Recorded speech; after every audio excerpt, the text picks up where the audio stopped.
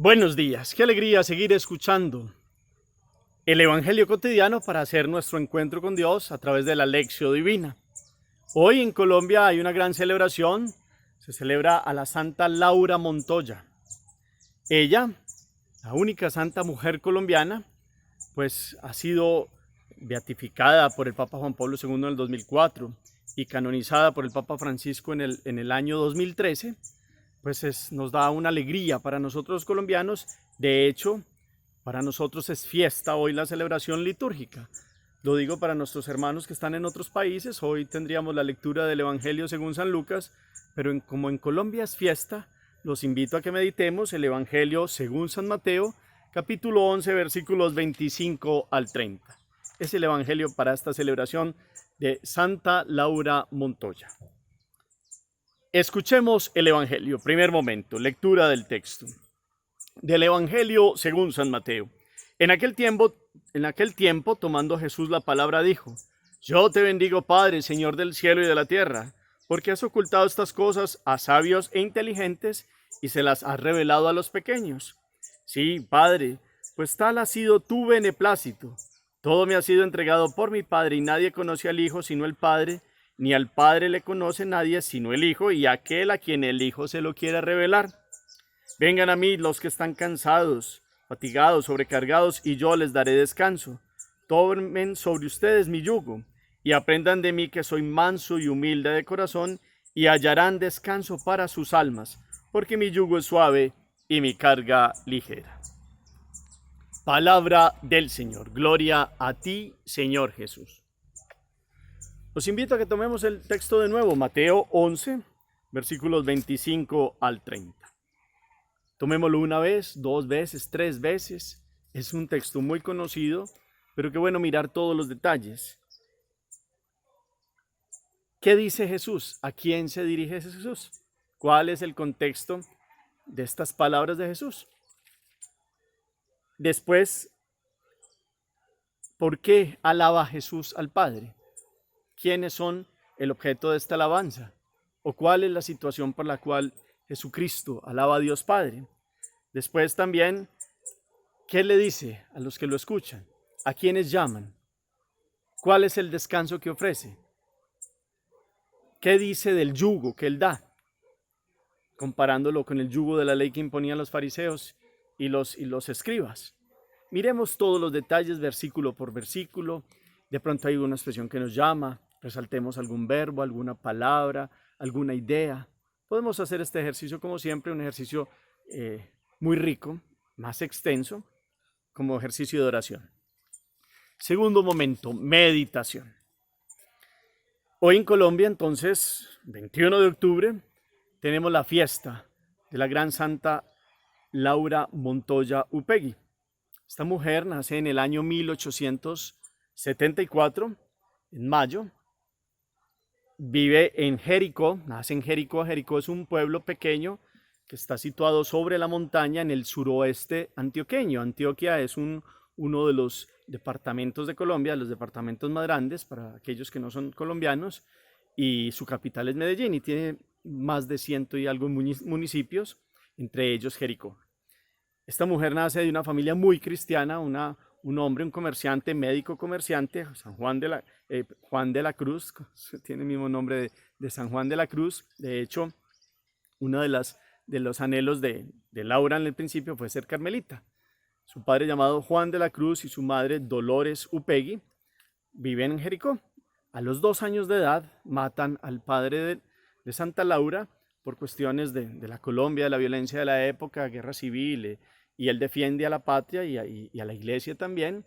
Y entonces, quedando huérfana, su madre pues tiene que salir a trabajar como profesora. Ella es mandada a vivir primero con un abuelo y abuela en otro lugar, en otros lugares rurales de Antioquia, y está así, cambiando inclusive en algún momento de regiones, hasta los 16 años que logra llegar a Medellín también y estudiar allí para ser docente y maestra, y empieza a destacarse por ser una buena estudiante, una mujer preparada, y llega a ser docente, llega a ser maestra. Es su primera su primer oficio. En algunos lugares de Antioquia enseñan, en Marinilla, en otras partes.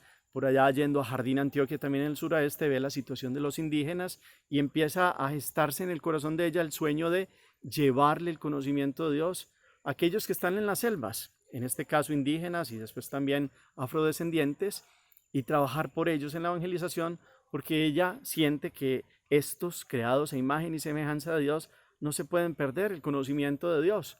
Y empieza a trabajar este anhelo, ya después con la ayuda del arzobispo de Santa Fe de Antioquia, Monseñor Maximiliano, empieza y logra que se pueda fundar una nueva comunidad religiosa.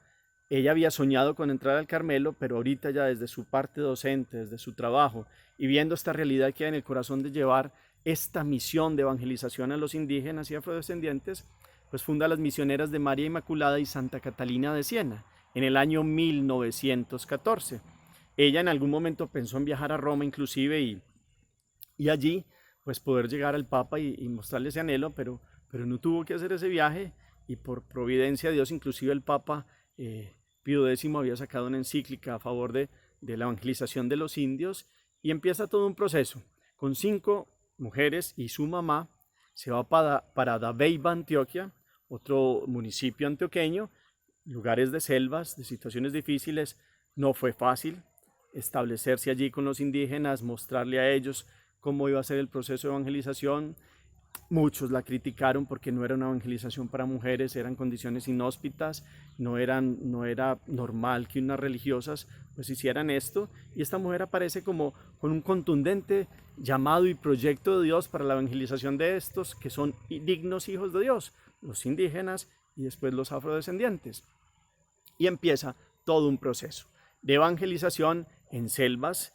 Ella hace de la selva y del lugar de la naturaleza un lugar de encuentro con Dios. Desde niña ya había tenido una experiencia de revelaciones en algunos momentos de su vida, aprende la Sagrada Escritura, y todo ese deseo de Dios lo ve cumplido al poder llegar allí a evangelizar a estos y mostrar la dignidad también de los indígenas, y también con ese conocimiento de pedagogía y con sus compañeras empezar a evangelizar a los indígenas. Y empieza a crecer su comunidad. Luego, en el año 1940, tiene que ir a Medellín, allí tienen casa también, pasa 9 años en una silla de ruedas, sufriendo dificultades también de enfermedad, y muere el 21 de octubre del año 1949 en la ciudad de Medellín, en un lugar que se llama el Belencito, es un barrio, y allí en este momentico existe el Santuario de la Luz, donde están los restos de ella, donde pueden ir peregrinos a mirar y a conocer la vida de una mujer que para su época se metió en la selva, sin ningún miedo, contra toda acechanza, contra toda crítica, y evangelizó muchos pueblos en Verachamí, así se llama también estos indígenas, y hizo todo un proceso que muchas mujeres siguieron su ejemplo. Cuando murió existía en 3 países, Colombia, Venezuela y Ecuador, más de 90 casas, 467 misioneras. En este momentico existen más de 21 países en 3 continentes, en América, en África y en Europa. Es una labor muy grande, y empieza después todo el proceso para que se vea sus virtudes heroicas para ser sierva de Dios, más o menos desde el año 71 en adelante. Después en el año 93 hay otro proceso de ser venerable, en el año 2003 llega a ser beata, y en el año 2013 pues es canonizada como la primera santa colombiana. Y este texto que nos invita a esta lección pues nos invita a mirar la vida de aquellos que se hacen pequeños, para ir a mostrarle a los más pequeños, a los que están como en otros lares o como no son como los principales del mundo, cómo ella se hace pequeña para evangelizar a estos que son pequeños, los indígenas y los afrodescendientes, porque aquí la temática del Evangelio, metiéndonos pues en el contenido del mismo Evangelio, es Jesús en un contexto de oración alabando al Padre, porque se le revela a los sencillos y a los pequeños. Y hay que comprender aquí la situación de Israel y de Jesús. ¿Quiénes eran los grandes? Los doctos, los conocedores de las Sagradas Escrituras. Lo hemos hablado con lo de los fariseos y los escribas, que veían a los otros como muy poquito, los pecadores y ellos los santos y los separados.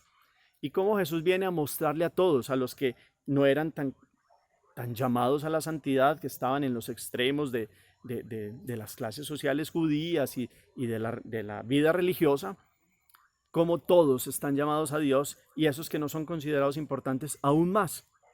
Y Jesús viene a hacer una alabanza como Dios se revela en los que son sencillos y humildes, y aún los que están en otros extremos que no conocen a Dios pueden llegar a un estado de santidad, porque Dios puede revelárseles. ¿Y quién es el único que puede revelar? Nos dice el segundo momento del Evangelio. Jesucristo es el único que conoce al Padre, porque solo el Padre conoce al Hijo y el Hijo al Padre.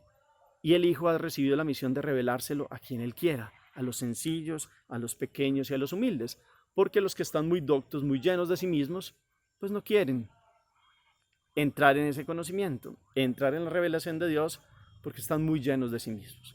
Y después viene un momento muy bonito del Evangelio también, porque es que Jesús dice, bueno, entonces estos que son los importantes han cargado a la gente con un yugo de la ley. Las leyes no solo eran los 10 mandamientos, que son válidos y son enseñanza de Dios, sino que lo volvieron 613 preceptos y volvieron la vida en Dios como algo muy complicado y un yugo muy pesado. Aquí el yugo es ese elemento de madera que va sobre los bueyes y que los junta para que bajen la cabeza y puedan hacer un trabajo. Y en algunos momentos, pues para que se pueda arrastrar cargas y pueden hacerlo, pues cargas muy pesadas. La imagen nos sirve para mostrar cómo muchos doctos habían hecho a que los israelitas del común y corriente pues tuvieran el encuentro con Dios como algo muy pesado, y Jesús viene a mostrarles que Él no es así. No es que derogue los 10 mandamientos, no, antes por el contrario los invita a amar, porque Él dice que no ha venido a abolir la ley de los profetas, sino a darle cumplimiento y a ir más allá, y hemos meditado cómo Jesús nos enseña que el que ama es el que entra en el primer mandamiento, amar a Dios sobre todas las cosas y al prójimo como a ti mismo, y San Pablo nos dice, el que ama cumple la ley entera. Esos, Dios, Jesús viene a llamar a todos y dice, ustedes están cansados, están fatigados, se han sentido discriminados, pues vengan que mi yugo es llevadero. Jesús no pesa, sino nos invita a seguir el camino de más que los mandamientos y cumplimientos del amor, de ir más allá. Y Jesús nos acompaña en este camino, no nos deja como los fariseos que se creían separados e imponían cargas. No, Jesús camina con nosotros porque Él es manso y humilde de corazón. Y eso no significa que sea como disminuido, como apocado, no, es Dios. Y es claro, y cuando habla fuerte, pero es manso porque ama, porque quiere que el pecador se convierta, quiere la salvación y la sanación de todos los hijos de Dios, y por eso invita a que lo sigan a Él, al manso y humilde de corazón. Hoy en la vida de Santa Laura vemos cómo ella quiso mostrar a este Jesús, al que puede revelar al Padre, a muchos de estos pueblos de indígenas y de afrodescendientes que no conocían a Dios en estas tierras americanas. Entonces el otro orden de ideas de esta meditación es: Jesús se sigue revelando a través de muchos que lo han conocido y han querido llevarlo a otros. En este mes de octubre, que es mes de las misiones, estamos hablando de las misioneras de María Inmaculada y Santa Catalina de Siena, fundadas por Santa Laura Montoya, que siguen llevando la palabra y que siguen invitándonos a la santidad de vida. Antes teníamos todos los santos del antiguo continente y nuestra América Latina ha venido a tener santos también en los distintos países. Para nosotros los colombianos es un ejemplo muy bonito, una mujer que como todos los santos en algún momento tuvo dificultades, su vida no fue fácil, quedó huérfana, tuvo pobreza, escasez, persecución en algún momento de su vida de docente y muchas situaciones difíciles, y eso no le quitaron el empeño de seguir a Jesús y de llevar a Jesús a muchos que no lo conocían. Ella decía: destrúyeme, Señor, y sobre mis ruinas haz un monumento para tu gloria. Ella se consideraba una nada y se alegraba en la grandeza de Dios. Y ella, que se consideraba nada, quería llevar el mensaje de Jesús a los más alejados, a los más necesitados, en un contexto donde los indígenas todavía eran, pues, en una época donde no había tanto desarrollo y donde estaban metidos, internados en contextos difíciles, pues llevar el conocimiento del más grande amor.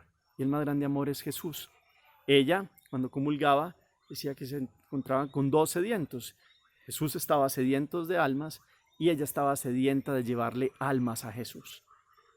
E hizo un trabajo muy grande. Una mujer de buen humor, una mujer escritora, escribió casi 30 o más de 30 obras, 2.814 o 15 cartas escritas, docente, maestra y maestra de indígenas. Y maestra también de mujeres que quisieron seguir la vida que ella tomó, la decisión que ella tomó, que sigue en el tiempo, en la historia, con muchas que siguen escuchando este llamado. Hoy hay una invitación a la santidad. En este punto de la meditación nos encontramos con el Jesús manso y humilde corazón que nos dice a ustedes y a mí: están cansados, están agobiados, vengan, yo los aliviaré, yo les daré mi fuerza, mi yugo es llevadero, yo soy manso y humilde de corazón. Y sigue invitándonos a que transformemos corazones, primero el de nosotros, y con nuestra transformación generan anhelos de santidad. Podemos ser santos. Ese es el testimonio de nuestros santos en América Latina, es el testimonio de los santos en la iglesia. Podemos acercarnos al que es santo, Dios, 3 veces santo. Él nos puede dar su don, y la presencia del Espíritu y la comunión con Jesús nos pueden ayudar a vivir en santidad. ¿Y qué es santidad? Es aprender a vivir en la voluntad perfecta de Dios. El mundo de hoy está muy lleno de egoísmos y de las propias voluntades. La santidad es reconocerse pequeño para hacerse grande por la gracia de Dios. Y esto lo ha hecho una mujer sencilla, humilde, que se ha esforzado en vivir en condiciones muy difíciles para llevar a que muchos conozcan y amen a Dios, porque ellos también son hechura de Dios. También son hijos, vinieron a ser hijos de Dios por todo el proceso sacramental, para que Jesús reine en la vida de todas las culturas y de toda esta América Latina. Hagamos oración. Te alabamos, Padre, Señor del cielo y de la tierra, porque te sigue revelando a los sencillos, como lo reconocía Jesús en esta oración. Enséñanos, Jesús, hoy a ir hacia ti, que eres manso y humilde de corazón. Enséñanos a que transformemos la vida y que tengamos anhelos de santidad. Hoy te pedimos que por intercesión de Santa Laura Montoya, todos, no solo los colombianos, sino todos los latinoamericanos, podamos ver la posibilidad de caminar en tu perfecta voluntad e ir transformando nuestras vidas e ir viviendo en la santidad, que es la comunión plena contigo. Bendice a tantos pueblos que todavía están oprimidos, que están lejanos, que han sido rechazados. Bendice a tantos que están considerados como los pobres y los más alejados, para que tú puedas llegar a tocar todos los corazones, Señor. Que en este mes de octubre también, y con este ejemplo misionero de Santa Laura y las hijas de María Inmaculada y Santa Catalina de Siena, pues nosotros podamos seguir siendo misioneros y con un anhelo de santidad podamos llevar tu nombre y tu presencia a muchos, porque tú eres el que nos revela el Padre, nos dice el Evangelio de hoy, que muchos puedan llegar a conocerte y amarte como lo hizo Santa Laura Montoya. Amén. Cuarto momento, los invito a que miren la vida de Santa Laura. Hagan una lectura hoy. Santa Laura Montoya, hay unos escritos. La obra más grande es una autobiografía que se la pidió el director, el confesor, director espiritual confesor, para que ella fuera escribiendo su vida. Y eso es como la misericordia de Dios para un alma, para el alma de ella. Y es una obra muy, muy interesante, muy bien escrita, entre otras obras que tiene. Qué bueno poder leer algunas frases de ella. Miremos la vida de ella y comprendamos hoy en qué parte del camino de santidad vamos. Es que todos somos llamados a la santidad, todos, no solo los consagrados religiosos, todos, laicos, en este tiempo aún con más fuerza. Los invito a que miremos entonces muchos detalles hoy de la vida de ella y de nuestros santos latinoamericanos. Señor los bendiga, los llene de su paz y de su gracia, en el nombre del Padre, y del Hijo, y del Espíritu Santo. Amén. Feliz día para todos.